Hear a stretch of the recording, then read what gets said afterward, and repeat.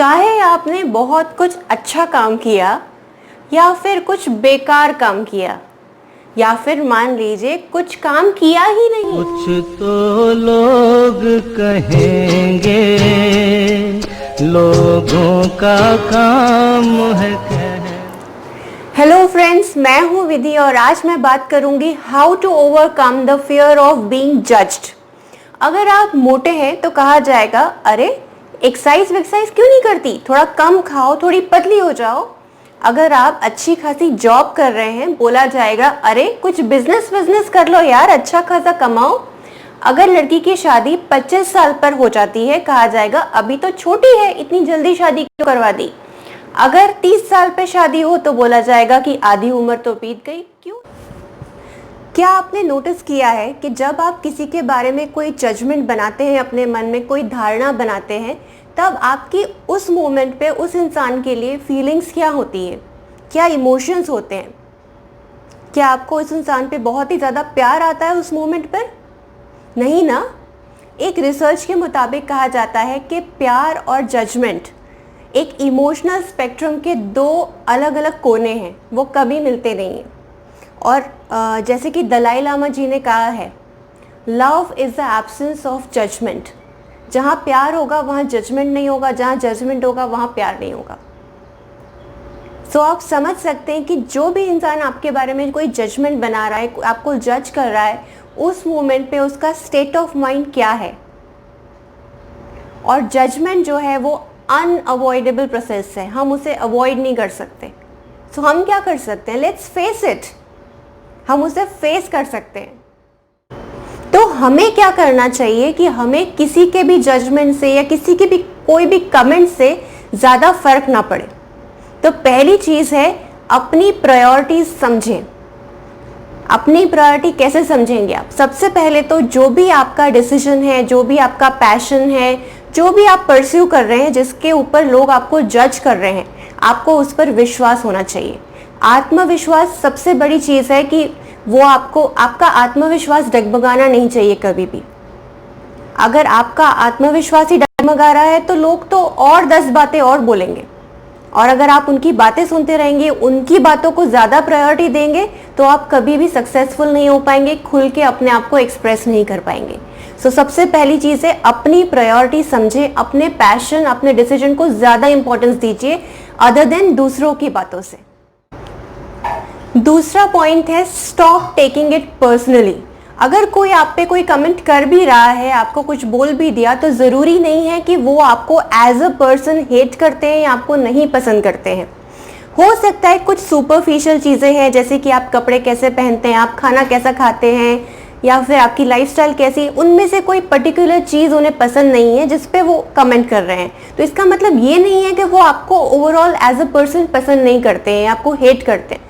सो इतना ज़्यादा दूसरों के कमेंट्स को पर्सनली लेने की ज़रूरत नहीं है।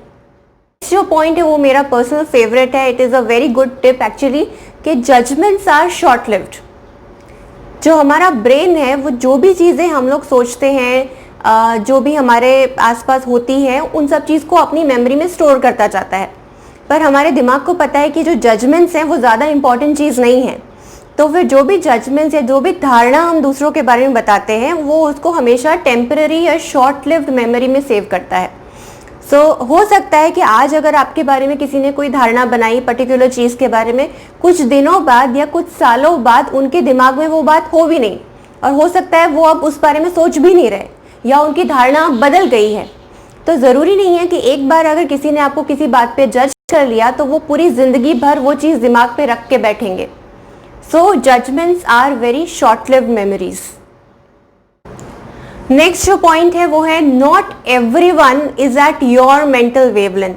ज़रूरी नहीं है हर किसी की मेंटल एबिलिटीज़ या हर किसी की अंडरस्टैंडिंग आपके बराबर हो सकता है किसी को मेरा काम जो मैं कर रही हूँ बहुत छोटा लगे, उनका लेवल बहुत हाई है, तो उन्हें मेरा लेवल बोले इतना छोटा मोटा काम कर रही हूँ, ऐसा कर रही हूँ, पर कोई बात नहीं, मैं अपने काम से खुश हूँ ना, तो भले छोटा हो तो मैं खुश हूँ। या फिर कोई होगा जिनकी मेंटल वेवलेंथ बहुत ही कम है, वो समझ ही नहीं सकते कि आप क्या काम कर रहे हैं, या उनको समझ ही नहीं आएगा। तो भी कोई बात नहीं। आपको क्या करना है? ऐसे लोगों के साथ ज़्यादा रहना है जिनकी आपके साथ जिनकी मेंटल वेवलेंथ मैच करती है। जो आपकी बातों को समझ सकते हैं, आपके पैशन को समझ सकते हैं, जो कुछ भी आप कर रहे हैं, आपकी लाइफ का जो भी मोटिव है उसको वो लोग समझ सकते हैं, जो भी आपका लाइफस्टाइल है उन्हें वो लोग समझ सकते हैं। आप उनके साथ ज़्यादा रहिए, उनकी बातें ज़्यादा सुनिए। नाउ एक चीज़ है, जो भी लोग आपके आसपास हैं, जो आपको नोटिस कर रहे हैं या आपसे इंटरैक्ट कर रहे हैं, उसमें से 80% लोग आपको जज करेंगे। 19% लोग ऐसे होंगे जिन्हें कोई फर्क नहीं पड़ता, आप कुछ भी करो कोई फर्क नहीं पड़ता, वो मस्त मौला अपनी ज़िंदगी में बिजी है। सिर्फ 1% लोग ऐसे होंगे जो आपको सही, आपको समझकर आपके सुख दुख में आपके साथ खड़े होंगे, आपको सही सलाह देंगे, जो सही में आपके बारे में केयर करते हैं। तो आपको किसकी सुननी है? वो जो 1% लोग हैं, आपको वो ढूंढना है कि हमारे लाइफ में वो 1% कौन है, और फिर बस उसी 1% और बाकी के 19% जो है जिनको ज़्यादा कुछ फ़र्क नहीं पड़ता, उनके साथ खुश रहना है, और बाकी के जो 80% जज कर रहे हैं उन्हें जज करते रहने देना है। वो बात कहते ही तो है, एक कान से सुनो एक कान से निकाल दो, तो जितनी काम की बात है वो रखनी है, बाकी फिल्टर करके दूसरे कान से निकाल देनी है। 5th और लास्ट पॉइंट है, have confidence in what ever you do. जो भी आपकी एबिलिटीज़ है, जो भी आपका पैशन है, जो कुछ भी आप लाइफ में कर रहे हैं, अपने आप पे कॉन्फिडेंस रखिए। दुनिया में जैसे मैंने बोला 80% लोग ऐसे हैं जो हर मोमेंट पे रेडी रहते हैं आपके कॉन्फिडेंस को डगमगाने के लिए, रेडी रहते हैं कि कब मौका मिले और कुछ ना कुछ कमेंट करें। सो हमें क्या करना है, हमें अपने आप को उसकी वजह से रोकना नहीं है। जब भी आपको मौका मिले, जैसे कई बार होता है कि आप स्टाफ मीटिंग में, ऑफिस में बैठे हुए हैं, आपके दिमाग में बहुत अच्छे अच्छे आइडियाज़ आते हैं, पर आप उन आइडियाज़ को शेयर नहीं करते हैं क्योंकि आप सोचते हैं कि सामने वाला मुझे जज कर लेगा, शायद उसे अगर मेरा आइडिया अच्छा नहीं लगा तो। अगर आप यही सोच के अपने आप को रिस्ट्रिक्ट करेंगे तो आगे नहीं बढ़ पाएंगे। तो करना क्या है, खुल के जीना है, अब पूरे कॉन्फिडेंस के साथ अपने आइडियाज़ पे, अपनी एबिलिटीज़ पे कॉन्फिडेंस रखना है, और जब भी मौका मिले अपने आइडियाज शेयर भी करने हैं। सो फ्रेंड्स, ये थी आज की मेरी 5 tips to overcome the fear of being judged. कभी भी अपने आप को इंफीरियर फील मत करिए, हमेशा सेल्फ कॉन्फिडेंस रखिए और अपने आप को किसी से कंपेयर मत कीजिए।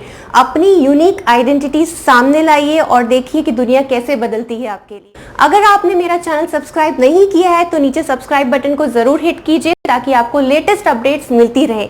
सो मिलती हूँ आपको नेक्स्ट वीडियो में। Bye bye and take care.